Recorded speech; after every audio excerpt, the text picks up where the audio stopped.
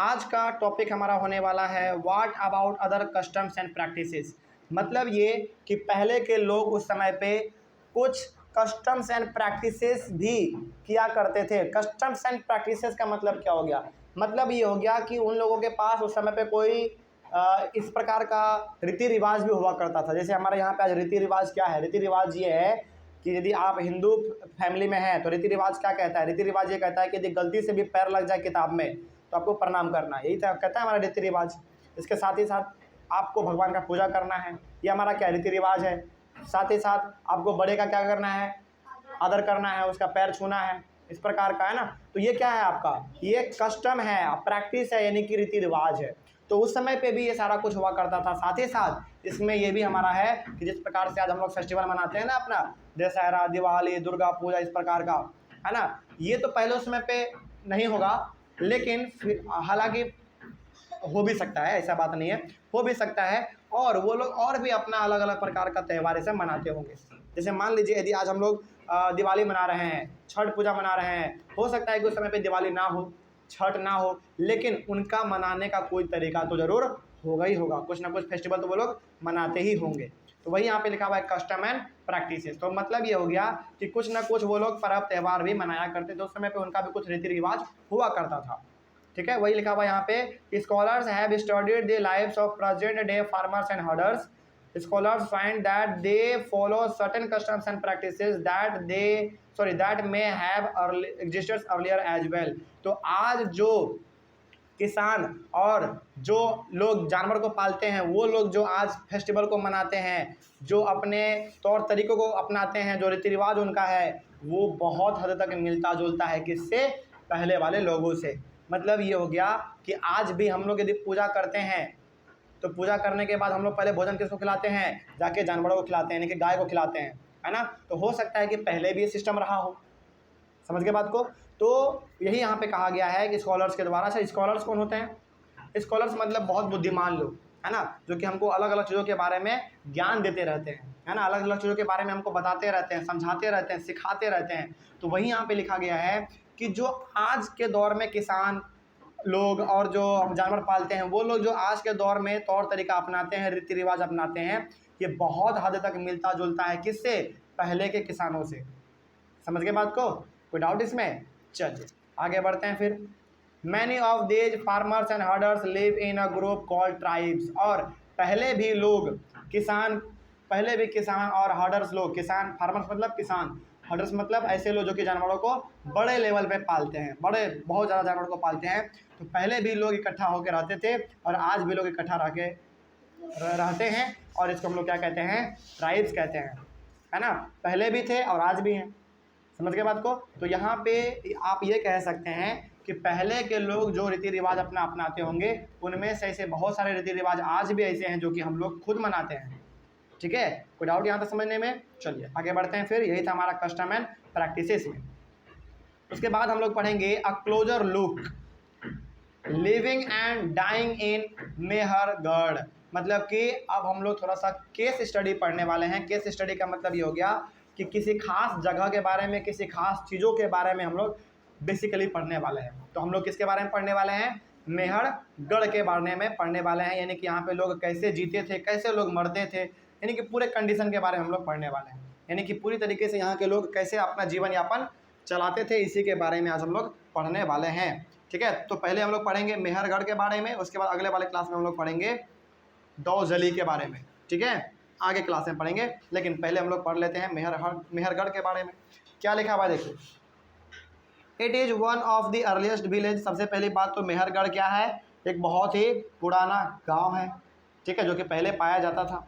आगे बढ़ते हैं, इसका आज भी कुछ अंश आपको देखने को मिल सकता है। ठीक है, चलिए आगे बढ़ते हैं फिर। It is located in a fertile plain near the Bolan pass which is one of the most important routes into Iran. और ये मेहरगढ़ कहाँ पे है मालूम है? ये मेहरगढ़ आपका है कहाँ पर?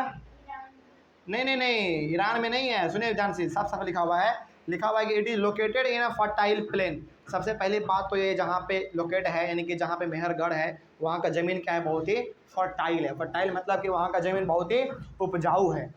समझ के बात को? ये उपजाऊ का मतलब क्या कि वहाँ पे यदि आप फसल लगाएंगे तो बहुत अच्छा फसल आपका होगा, ठीक है। साथ ही साथ और ये मेहरगढ़ कहाँ पे पड़ता है? नियर द बोलन पास, बोलन पास के पास हमारा मेहरगढ़ पड़ता है, जो कि बोलन पास क्या है? जो कि which is one of the most important routes into Iran. Bolan pass से होते हुए आप कहाँ जा सकते हैं? ईरान जा सकते हैं। यानी कि यदि आप भारत से निकले और यदि आप ईरान जाना चाहें तो आपको रास्ते में क्या मिलेगा मालूम है? बोलन पास मिलेगा, और बोलन पास से होते हुए आप कहाँ पहुँच जाएंगे? मेहरगढ़ पहुँच जाएंगे, ठीक है। चलिए, तो कोई पूछे कि मेहरगढ़ कहाँ है तो आप बोलेंगे कि ईरान के रास्ते में ही हमारा पड़ता है मेहरगढ़, ठीक है। आगे बढ़ते हैं। Mehrgarh was one of the place where women and men learned to grow wheat and barley and rear sheep and goats for the first time in this area। ये जो एरिया है मेहरगढ़ वाला, मेहरगढ़ के आसपास का जो एरिया है, वहाँ पे मेहरगढ़ के मैन और वोमेन ने पहली बार सीखा कि किस प्रकार से व्हीट और बार्ले का खेती किया जाए और किस प्रकार से सीप और गॉड को पाला जाए। समझ रहे बात को? तो वहाँ का जो एरिया था मेहरगढ़ के आसपास का, वहाँ में से मेहरगढ़ का ही मैन और वोमेन ने सबसे पहले सीखा कि किस प्रकार से व्हीट और बार्ले का खेती किया जाए और किस प्रकार से सीप और गॉड को पाला जाए, पहली बार, ठीक है। आगे, archaeologist found many kinds of animal bones from the earliest levels like bones of wild animals such as deer and pig. इसके साथ ही साथ मेहरगढ़ में हमारे आर्कोलॉजिस्ट लोगों ने बहुत ही अलग अलग प्रकार के जानवरों के क्या पाए हैं? हड्डी पाए हैं, है ना। जैसे कौन कौन से जानवर? जैसे जंगली हो गया हमारा, डियर हो गया, पिग हो गया, इन सभी चीज़ों के हड्डी वहाँ पे पाए गए हैं। किसके द्वारा? आर्कोलॉजिस्ट के द्वारा। समझ रहे बात को? तो यहाँ पे आपने क्या सीखा? यहाँ पे आपने ये सीखा कि मेहरगढ़ में आर्कोलॉजिस्ट ने जंगली जानवरों के हड्डी भी पाए हैं, जिससे हमको ये मालूम चलता है कि मेहरगढ़ में पहले जंगली जानवर भी रहा करते थे, ठीक है। आगे, in later level they found bones of sheep and goat, and in still later level they found bones of cattle। इसके साथ ही साथ बाद में उन लोगों ने सीप के और गॉट के जो बोन थे वो तो उन्होंने पाया ही पाया, यानी कि जो भेड़ थे, जो बकरी थे, उनके भी हड्डी उन लोगों के वहाँ पे मिले। साथ ही साथ जो गाय थे, बैल थे, इन सभी के भी वहाँ पे उनको हड्डी देखने को मिले, यानी कि बोन देखने को मिले। This suggest that the animals were kept by the people. और ये क्या बताता है? हड्डी वहाँ पे मिलना, फिर से गाय का, भैंस का, बकरी का, सीप का हड्डी मिलना, ये क्या बताता है? ये बताता है कि मेहरगढ़ के लोग वहाँ पे जानवर को पाला करते थे। समझ रहे बात को? अब देखो, यदि जानवर नहीं पाला जाते होंगे तो क्या वहाँ पे हड्डी मिलता? कभी नहीं मिलता, है ना। तो यहाँ से हमको ये मालूम चलता है कि वहाँ के लोग जानवरों को भी पाला करते थे, ठीक है। आगे बढ़ते हैं। उसके बाद लिखा हुआ है रिमेन्स ऑफ स्क्वायर और rectangular houses were also found at Mehrgarh. Each house had 4 or more compartments. Some of these may have been used for storage। इसका मतलब क्या हुआ? इसका मतलब ये हो गया कि मेहरगढ़ में आर्कोलॉजिस्ट को क्या मिला है? स्क्वायर और रेक्टेंगल शेप का घर मिला है। समझ रहे बात को? हाउस मिला है, स्क्वायर यानी कि पूरी तरीके से वो स्क्वायर वाला, और रेक्टेंगल वाला भी वहाँ पे घर देखने को मिला है। किसको? आर्कोलॉजिस्ट लोगों को, ठीक है ना। कहाँ पर? मेहरगढ़ में, ठीक है। और एच हाउस हैड 4 और मोर कंपार्टमेंट, और जितने भी घर उनको वहाँ पे मिले उन सभी में कॉमन क्या था? कॉमन ये था कि हर एक घर में कम से कम 4 रूम है, यानी कि 4 कंपार्टमेंट है, या फिर 4 से ज़्यादा है, लेकिन 4 से कम नहीं है, ठीक है ना। और some of these may have been used for storage. और आर्कोलॉजिस्ट के हिसाब से उस घर का वो लोग इस्तेमाल किस चीज़ के लिए करते होंगे? रहने के लिए तो करते ही होंगे, साथ ही साथ सामानों को स्टोर करने के लिए करते होंगे, अनाजों को स्टोर करने के लिए करते होंगे। समझ गए बात को? आगे बढ़ते हैं। Several burial sites have been found at Mehrgarh. इसके साथ ही साथ बहुत ही अलग अलग जगहों पर, मेहरगढ़ के अलग अलग जगहों पर ब्यूरियल साइट्स भी पाया गया। ब्यूरियल साइट्स का मतलब क्या होता है मालूम है किसी को? इसका मतलब ये हो गया, ब्यूरियल साइट्स का मतलब होता है शमशान घाट, जिसको हम लोग कहते हैं जहाँ पे कि कब्र को डालते हैं ना, मतलब कि डेड बॉडी को जो डालते हैं वहाँ पे हम लोग दफन करते हैं उसको, उसी को हम लोग कहते हैं ब्यूरियल साइट्स, ठीक है। तो ब्यूरियल साइट्स भी पाए गए कहाँ पर? मेहरगढ़ में। यानी कि मेहरगढ़ में आपको अलग अलग जगह पर क्या देखने को मिला? आर्कोलॉजिस्ट को शमशान घाट भी देखने को मिला।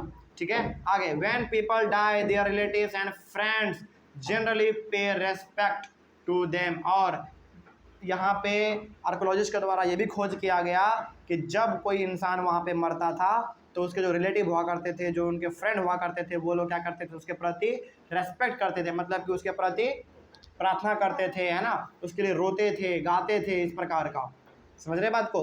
तो जैसे आज हम लोग अपने हिंदू परिवार में क्या करते हैं, हिंदू परिवार में क्या लगभग हर एक में होता है ऐसा, चाहे हिंदू हो, मुस्लिम हो, सिख हो, ईसाई हो, यदि कोई मरता है तो हम लोग भगवान से प्रे करते हैं कि इसकी आत्मा को शांति मिले, है ना, प्रे करते हैं कि ये जहाँ भी रहे खुश रहे, इस प्रकार का हम लोग प्रे करते हैं ना। तो ये पहले भी चलता था। ठीक है, तो ये सब कुछ वहाँ पे होता था। आगे बढ़ते हैं फिर, the dead person was buried with goods which were probably meant to serve as food in the next world। यहाँ पे लेकिन एक अतरंगी चीज़ ये था कि जब कोई भी आदमी मरता था तो उस आदमी को दफन किया जाता था किसके साथ मालूम है, एक बकरी के साथ। सोचो, ये सोचने वाली बात है कि यदि कोई आदमी मर गया तो उसको दफन कैसे किया जाता था, एक जिंदा बकरी के साथ उसको दफन किया जाता था। आदमी तो मर गया लेकिन एक बकरी जिंदा उसके साथ रखा जाता था और उसके ऊपर से मिट्टी डाल के उसको ढक दिया जाता था। लोगों का यह मानना था कि ये जहाँ भी जाए, अगले वाले दुनिया में इनका जहाँ भी जन्म हो, वहाँ पे इनको किसी प्रकार का अनाज का कमी